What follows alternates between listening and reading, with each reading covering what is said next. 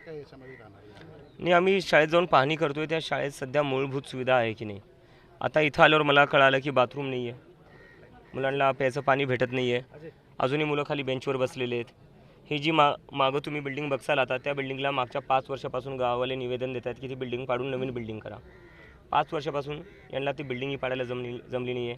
आज जेव्हा अधिकाऱ्यांना कळलं की इथे सगळे गावकरी येणार आहेत, तुम्ही मीडियावाले येणार आहेत, कॉक्रोच जनता पार्टीचे लोक येणार आहेत, तर काल रात्री येऊन यांनी ही बिल्डिंग पाडायची सुरुवात केली. आणि त्याच्यातील नुसतं एक थोडंसं धक्का मारून गेलेत ते. त्यांना वाटतं की उगी मीडियासमोर काहीतरी दाखवायला असलं पाहिजे म्हणून थोडं तरी करू आपण. आणि काय कलर मारायचं काम केलं रातोरात का? कारण की मीडियावाले येत आहेत, सगळे गाववाले येत आहेत, कॉक्रोच जनता पार्टीचे लोक येत आहेत, तर त्यांनी नुसतं कलर मारायचं काम केलं की नाही काहीतरी दिसलं पाहिजे. काही बाकी तर काहीच नाही. इथं बाथरूमची सुविधा नाही आहे, पाण्याची सुविधा नाही आहे, मुलं अजूनही बेंचवर बसत आहे खाली. आणि तिथं मला सांगतात की काही क्लासरूम्समध्ये साप पण निघालेत.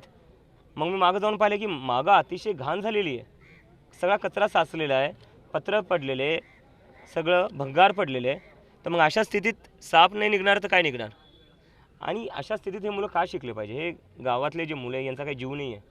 हे जेवढे शिक्षण अधिकारी आहे हे स्वतःच्या मुलांना प्रायव्हेट स्कूलमध्ये टाकतात, हे सरकारी स्कूलमध्ये का नाही टाकत? यांच्यावर जबाबदारी आहे ना सरकारी स्कूल चालवायची. मग स्वतःच्या मुलांना इथं बसवा, तेव्हा बहुतेक मग तुम्हाला कुठं जाऊन कळेल शाळा नीट करणं का गरजेचं असतं. कारण की ह्या गावातल्या मुलांसाठी तर ते काही नाही करत आहे, ते दिसून येतं आहे. मला नाही वाटत हे जेवढेही शिक्षण अधिकारी आहेत त्यांना या गावातल्या मुलांच्या आयुष्याची किंमत आहे, भविष्याची किंमत आहे. जर तसं असलं असतं तर त्यांनी त्यांची जबाबदारी पार पडली असती, शाळा नीट केल्या असत्या. राज्यभर मोहीम ही राबवणार तुम्ही अशा? राज्यभर येस. लातूर महानगरपालिकेच्या काही शाळा आहेत ज्या शाळांमध्ये म्हणजे अत्यंत दयनीय अवस्था आहे. एका शाळेमध्ये तर फक्त 37 विद्यार्थी उरलेले आहेत आणि त्या शाळेमध्ये रात्रंदिवस म्हणजे रात्रीला दारूचे अड्डे सुरू. मी जाणार आहे तिकडे जाणार आहे. आता तुम्ही ज्या गावामध्ये आहात त्या गावामध्ये मोठी अतिवृष्टी झाली. आता आपण जिथे थांबलोय तिथे पूर्ण गाव पाण्याखाली होतं. इथे मुख्यमंत्र्यांनी व्हिजिट केली स्वतः आणि आश्वासन दिलं शेतकऱ्यांना की आम्ही मदत करू. मात्र इथल्या शेतकऱ्यांना अतिवृष्टीची तर मदत मिळालीच नाही. नुसतं आश्वासनावर नाही चालणार ना. मुख्यमंत्र्यांना कुठं कळालं पाहिजे आता. आणि मी तर खास करून गावकऱ्यांना म्हणेल, तुमच्या भविष्याचा प्रश्न आहे, तुमच्या मुलांच्या भविष्याचा प्रश्न आहे. जर हे लोक तुमच्यासाठी काम करत नसतील तर तुम्ही यांना मतं का देतात? यांना फक्त हेलिकॉप्टरमध्ये फिरायला तुम्ही मतं देत आहेत का? तुमच्या कोणी कामी आले का? हे तुमचं एक काम झालं आहे का? तुमचे मुलं कोणत्या अवस्थेत शिकत आहेत ते बघा. हे मंत्र्यांचे जे कुत्रे असतात ना त्यांच्यासाठी चांगल्या सुविधा असतात, पण आपले लेकरं कसे राहत आहेत ते बघा. जनावरांपेक्षा जास्त वाईट ट्रीटमेंट आपल्या मुलांना भेटते आहे. कशासाठी? हे आपल्यामुळेच बसलेले ना तिथं. आपल्याच पैशांनी हे हेलिकॉप्टरमध्ये फिरतायत. हे काय यांच्या खिशातले पैसे टाकून हेलिकॉप्टरमध्ये फिरतायत का? तर आपण यांना काय फक्त हेलिकॉप्टरमध्ये फिरायला निवडून आणले आहे का आपल्या मुलांच्या भविष्यासाठी निवडून आणलेले आहे? तर कुठं ना कुठं हा विचार करावा लागेल. याच्यानंतर तुमच्या गावात कोणी राजकारणी येत असेल, कुठल्याही पार्टीचा असो, त्याला आधी सांगा, जोपर्यंत तुम्ही शिक्षणावर काम करणार नाही, शाळांवर काम करणार नाही, आमच्या मुलांच्या भविष्यासाठी काम करणार नाही, तोपर्यंत आमच्या दारात तुम्ही मत मागायला येऊ नका. इंग्रजी शाळांचं पेव फुटलंय, मात्र सरकारी शाळांकडे सरकार दुर्लक्ष करते असं तुमच्या निदर्शनात हे आलं असेल. शिक्षकांची संख्या कमी आहे, विद्यार्थ्यांची संख्या घटत आहे. काय CJPचं आंदोलन आहे, काय निदर्शनात येईल?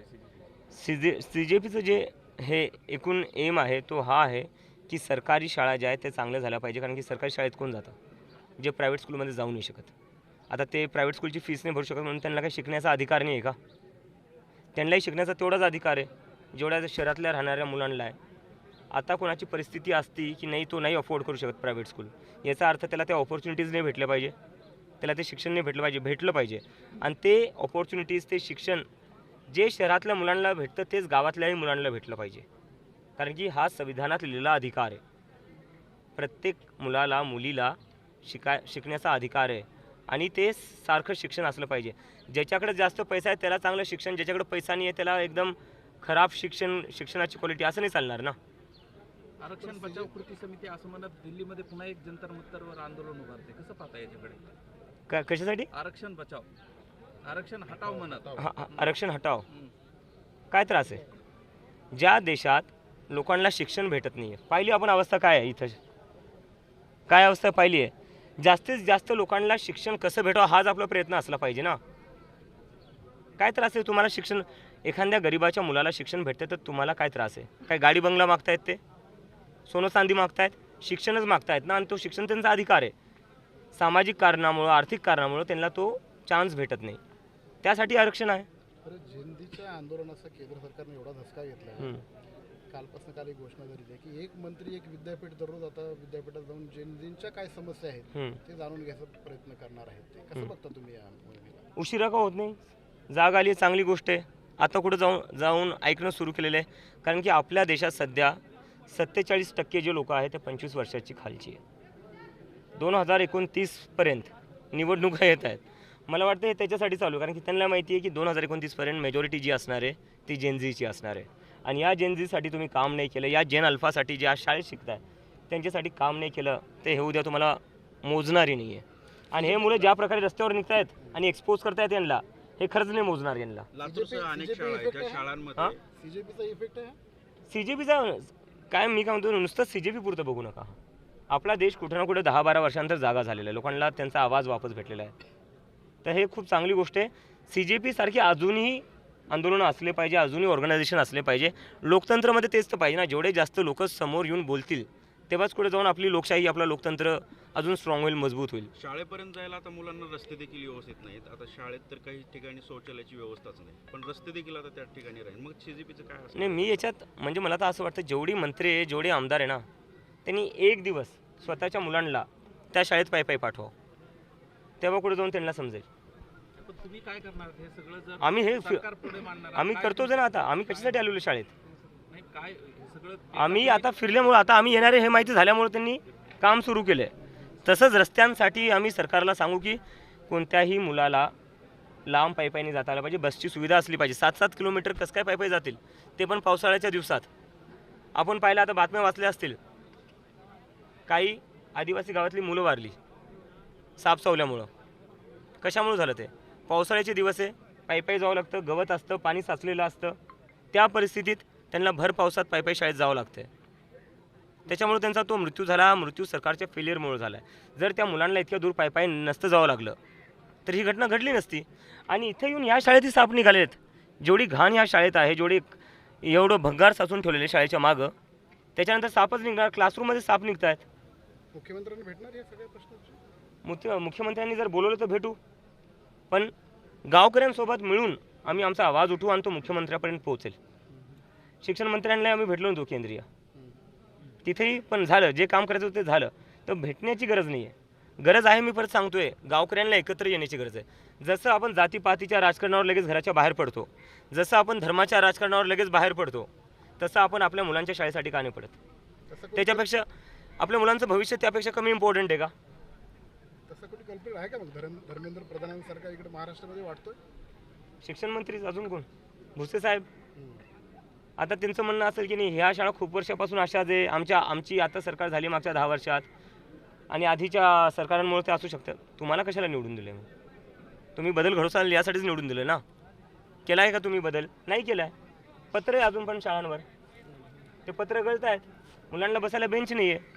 तर 10 वर्षात तुम्हाला तेही जमलं नसेल तर मग तुम्ही केलं काय? पोषण आता आहार यांनी शिक्षण मंत्री पदावर राहिला पाहिजे की नाही मग दादा भुसेंनी? शाळेची अवस्था बघून तर मला नाही वाटत आहे, अजिबात नाही. राजीनामा द्यायला पाहिजे. दिलाच पाहिजे, कारण की शाळांची अवस्था बघून तर मला नाही वाटत आहे की शिक्षण मंत्री कोणी असलं पाहिजे. आणि जर त्यांना शिक्षण मंत्री बनायचं असेल, बनून राहायचं असेल, स्वतःच्या मुलांना उद्यापासून सरकारी शाळेत पाठवा. त्या अवस्थेत तुमच्या स्वतःच्या मुलांना शिकू द्या.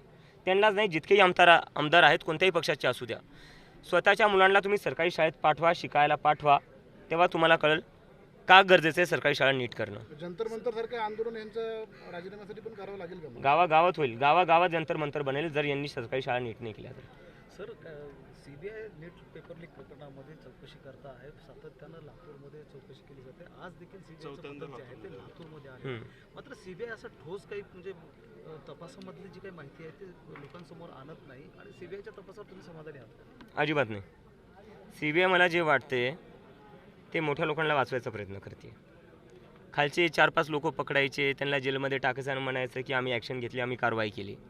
पण हे शक्यच नाही की सिस्टममधल्या मोठ्या अधिकाऱ्यांच्या इन्व्हॉल्वमेंट शिवाय हे सगळं होऊ शकतं.